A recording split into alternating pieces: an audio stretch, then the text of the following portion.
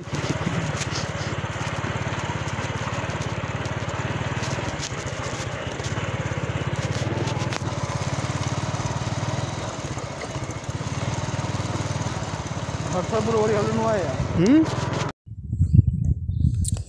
हीअ सांगरो दरिया उनजी छाड़ हितां वहे पई।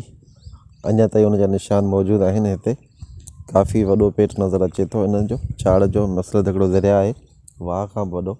हिन जे कप ते राजड़नि जो मक़ाम, राजड़नि जो ॻोठु या राजड़नि जी बस्ती जे नाले सां मशहूरु आहे।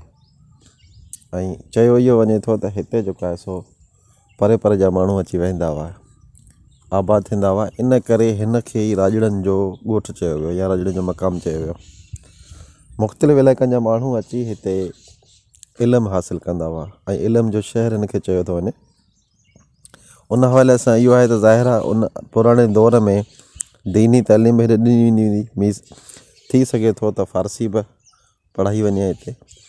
उन हवाले सां काफ़ी हिते हाफ़िज़ बि आहिनि अलाह पाक जे कलाम जा।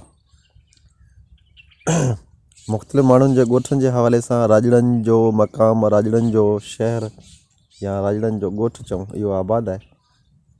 अक्सर करे ॻोठ जेके से या राजड़नि जा या जेको आहे सो आबादी तॾहिं थींदी हुई जॾहिं दरिया पाणी वहंदल हुजे उन जे कप सां थींदी हुई।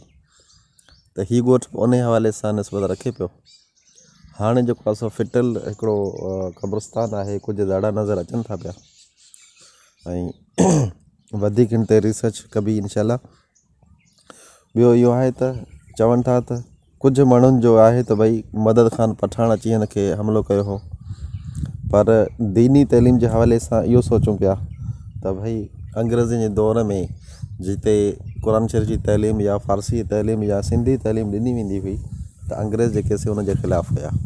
त मे बि उन्हनि जेको आहे सो हिन राजड़नि जे ॻोठ खे या राजड़नि जे मक़ाम खे तबाह ऐं बर्बादु कयो हुजे।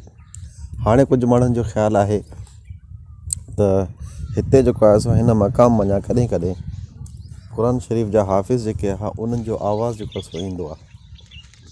मक़ामी माण्हुनि जो इहो चओ ॿोल आहिनि।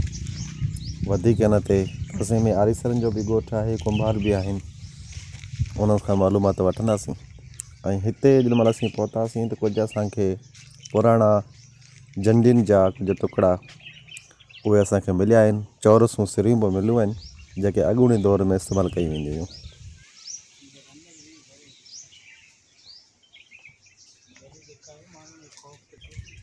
हाणे ही क़ब्रस्तान आहे जंहिंमें ओठा मुस्लिम बि आहिनि, कुंभार बि आहिनि, नान मुस्लिम बि आहिनि। सभु मिक्स में हिकिड़ो वॾो क़ब्रस्तान, वॾो हिकिड़ो दड़ो आहे। पासे में कुझु आबादी बि आहे जिते कुझु माण्हू रहनि था।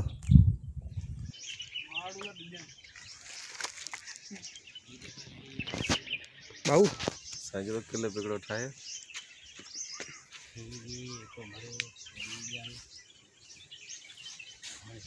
किथे अची ॻाल्हाईंदासीं। वीडियो भरियल हूंदी ॻाल्हाइण में।